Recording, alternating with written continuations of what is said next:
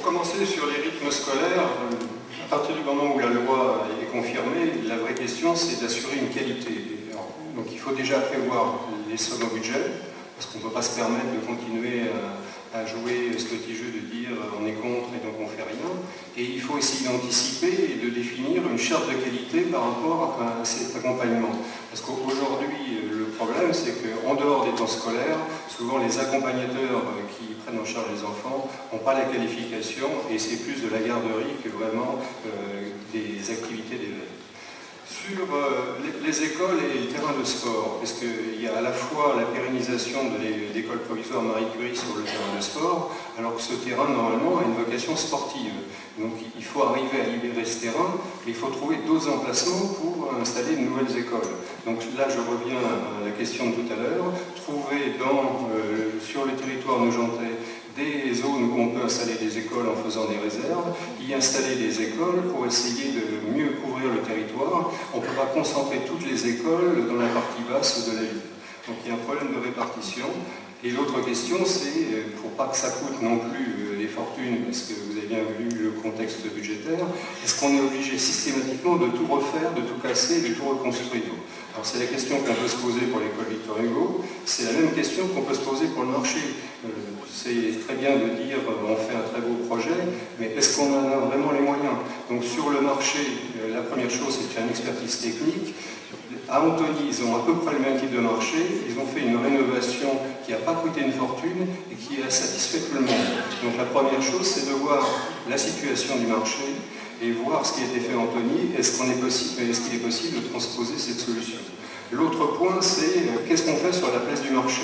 Moi, j'avais proposé qu'on réduise les emprises au sol. Aujourd'hui, dans le PLU, l'emprise au sol est de 70%, c'est-à-dire 70% du terrain sera bâti.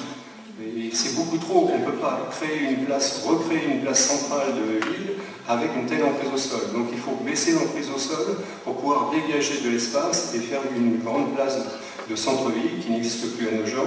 Ce qui veut peut-être dire aussi revoir la voirie, parce que le plan de circulation aujourd'hui fait que toute cette zone est complètement structurée par la voirie.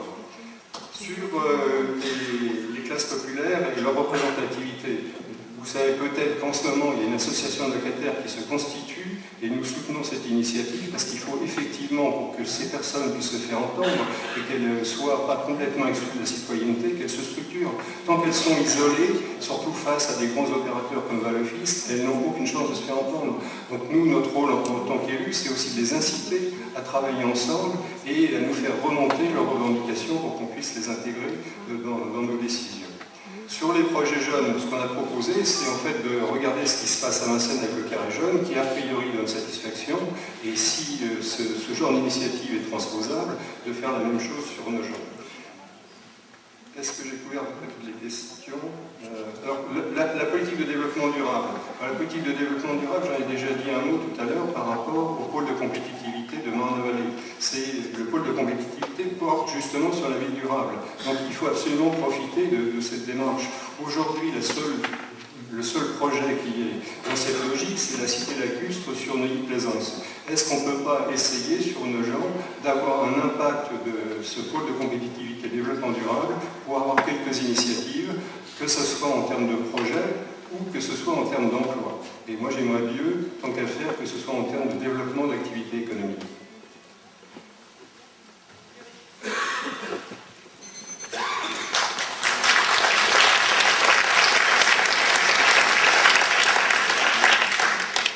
Amina, tu as eu raison de réagir, simplement peut-être que ce n'est pas tout à fait vrai. Il y a un certain nombre de gens qui habitent